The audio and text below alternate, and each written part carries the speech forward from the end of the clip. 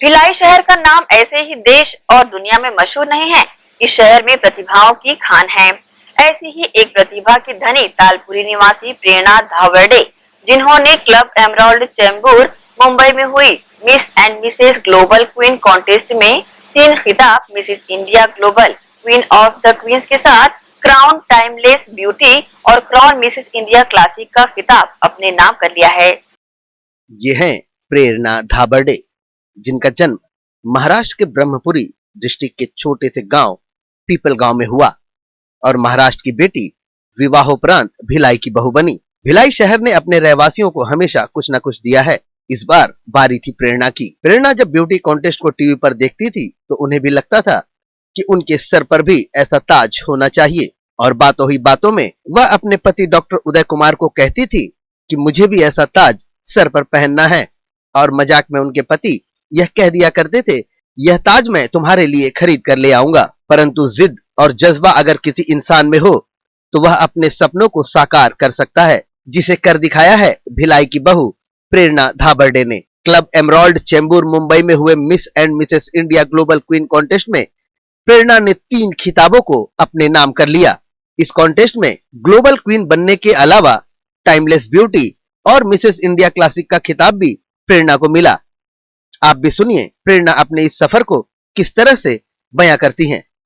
नमस्कार, मेरा नाम प्रेरणा धाबरडे है जी। मैं महाराष्ट्र के एक छोटे से गांव से आई हूँ, पिंपळगाव नाम है उसका, जो ब्रह्मपुरी डिस्ट्रिक्ट में है, चंद्रपुर तहसील में। वहाँ से मेरी शादी के बाद मैं भिलाई आई हूँ, और मेरी शादी के बाद से मैं यही रहती हूँ। 26 साल हो गए हैं मेरी शादी को। और जैसे कि मैं सब बोलते हैं कि भिलाई शहर यहाँ के वासियों को बहुत कुछ देता है, वैसे ही भिलाई शहर ने आज मुझे भी बहुत कुछ दिया है। इसीलिए मैं सबसे पहले तो भिलाई का थैंक यू कहना चाहती हूँ। आपकी शादी कब हुई थी, किसके साथ हुई? मेरी शादी 94 में हुई है। मेरे हस्बैंड डॉक्टर उदय कुमार है, जो sector Jawaharlal Nehru hospital sector 9 में बर्न और प्लास्टिक सर्जरी के हेड है और जॉइंट डायरेक्टर है। मेरा बेटा उत्कर्ष दिल्ली एम्स में MS सर्जरी कर रहा है। बेटी उन्नति रायपुर एम्स में MBBS फाइनल ईयर की पढ़ाई कर रही है। और मैं मेरे रायपुर, दुर्ग और राजनांदगांव में 3 हॉस्पिटल है, उसकी मैं डायरेक्टर हूँ। हॉस्पिटल की देखभाल के अलावा मैं सामाजिक कार्यों में अपना समय व्यतीत करती हूँ। इतना सब कुछ करने के बाद एक ब्यूटी कॉन्टेस्ट जीतने का ख्याल कब आया, और क्या पहले से इस और क्षेत्र में रुझान था आपका? जी, रुझान तो पहले से ही था, पर जैसे जब भी मैं मिसेस इंडिया को ताज पहन के देखती थी तो मुझे लगता था कि ये ताज मेरे सिर पे भी होना चाहिए। तो मेरे पति जो है मजाक में कहते भी थे कि मैं खरीद के लाके देता हूँ, पर मैंने कहा कि नहीं, मुझे खरीद के नहीं चाहिए, मुझे खुद से जीत के आना है और पहनना है। जब मुझे मिसेस छत्तीसगढ़ का पता चला तो लास्ट ईयर मैंने वहाँ पार्टिसिपेट किया। मिसेस छत्तीसगढ़ 2020 में मैं फर्स्ट रनर अप रही। उसके बाद मिसेस इंडिया ग्लोबल क्वीन के लिए मैं मुंबई गई, वहाँ से भी मैं ताज जीत के लाई। और अब तो मैं उत्साह से पूरे लबालब हूँ। अब तो मैं मिसेस यूनिवर्स का ताज भिलाई के लिए लेके आऊंगी और भिलाई का नाम पूरे देश में रोशन करूंगी। नहीं, पहले भी लगता था ऐसे कि मैं इसमें जाऊं, पर उतनी सुविधाएं नहीं थी उस टाइम पे। अभी तो जैसे हमारे हाथ में ही सब चीज आता है, गूगल, यूट्यूब हम देखते हैं, पता चलता है। उस समय ये सब सुविधाएं नहीं थी, जब चाह के भी मैं नहीं जा पा रही थी उसमें। पर अभी जब मुझे ये मौका मिला तो मैंने इसमें पार्टिसिपेट किया और जीत भी गई। मैंने जो तैयारी की है अपना, मैंने जो फिटनेस के लिए योगा किया, जुम्बा किया, बैलेंस डाइट लेती थी, और जो टैलेंट राउंड के लिए मैंने मराठी डांस लावनी सीखा। और YouTube में मैंने काफी सारे वीडियोस देखे कि मिसेस इंडिया कैसे बोलती है, कैसे चलती है। उसके बाद जो गूगल से मैंने काफी सारे ब्यूटी पेजेंट के क्वेश्चन आंसर निकाले, उसकी तैयारी की। ब्यूटी पेजेंट जो Mrs India global queen contest 6 और 7 फरवरी को मुंबई में क्लब पैरासो चेंबूर में हुआ था। और इसके जो ऑर्गेनाइजर थे वो श्राज इवेंट, और शो डायरेक्टर थे मिसेस डॉक्टर नीलम पराडिया और सुनीता भगत इसके डायरेक्टर थे। और ये न्यू कमर के लिए काफी अच्छा शो है, जो इन लोग पूरा ट्रांसफॉर्म कर देते हैं न्यू कमर के लिए। हर पार्टिसिपेंट पे काफी मेहनत करते हैं। आपका जो फर्स्ट राउंड था उसके कुछ एक्सपीरियंस बताएंगे? जी, जब फर्स्ट राउंड हुआ उसमें इंट्रोडक्शन देना था, उसमें कैट वॉक पहले तो वॉक करना था, उसके बाद इंट्रोडक्शन का नंबर आया। मैंने इंट्रोडक्शन में ही अपने जो जहाँ से स्टार्ट किया कि किसी भी समाज की प्रगति उस महिलाओं की किसी भी समाज की प्रगति उस महिलाओं की शिक्षा से नापी जाती है। उसके बाद मैंने अपना इंट्रोडक्शन दिया। सबसे बेहतरीन राउंड आपको कौन सा लगा जहां आपने अपने आप को बिल्कुल परफेक्टली प्रेजेंट किया? जी, परफेक्टली तो मैंने शुरू से ही प्रेजेंट किया। ये 2 दिन का शो था, 6 और 7 तारीख का। उसमें जैसे ही आप एंटर करते हो होटल में, तब से आपकी नंबरिंग शुरू होती है। तो मैंने हर चीज के लिए काफी मेहनत की। एयरपोर्ट लुक कैसा होना चाहिए, उसके बाद जो रिसोर्ट लुक था हमारा, वो लुक कैसा होना चाहिए, योगा, फिटनेस, जो वॉक प्रैक्टिस, सारे चीजें मैंने हर चीज को परफेक्शन से किया है और सब में मेरा बेस्ट रहा। आप अपनी सफलता का क्रेडिट किसे देंगी? जी बिल्कुल, इस सक्सेस के पीछे तो मेरे हस्बैंड का पूरा सपोर्ट रहा है, पर इसके जो सक्सेस का क्रेडिट है सबसे पहले तो मैं अपने आप को भी देना चाहूंगी काफी, क्योंकि मैंने इसके लिए काफी कड़ी मेहनत की। फिर मेरे परिवार, समाज और पूरा भिलाई को मैं इसका क्रेडिट देना चाहूंगी। और मेरे हस्बैंड और बच्चों के बगैर तो मैं ये कर ही नहीं सकती थी। उन्होंने हमेशा मुझे सपोर्ट किया, इनकरेज किया। मेरे पेरेंट्स ने इनकरेज किया, फैमिली ने, भाई बहन सब ने इनकरेज किया मुझे। और मेरे पति बोलते थे कि या तो सबक मिलेगा या सफलता मिलेगी, इसीलिए डरो मत, आगे बढ़ो। आपने किसे प्रेरणा बनाया अपना, किसके पद चिन्हों पे चले और किसको आपने फॉलो किया जिसकी वजह से आज ये खिताब आपने पाया? जी, इसके लिए तो मैंने किसी को नहीं फॉलो किया, पर जो मेरे आदर्श है वो डॉक्टर बाबा साहब आम्बेडकर और सावित्रीबाई फुले है, क्योंकि शिक्षा के क्षेत्र में उनके जैसा काम, महिलाओं के उत्थान के लिए उनके जैसा कार्य किसी ने नहीं किया। आप महिला उत्थान के लिए अगर कुछ करना चाहेंगे तो किस तरह से महिला उत्थान के लिए काम करेंगी?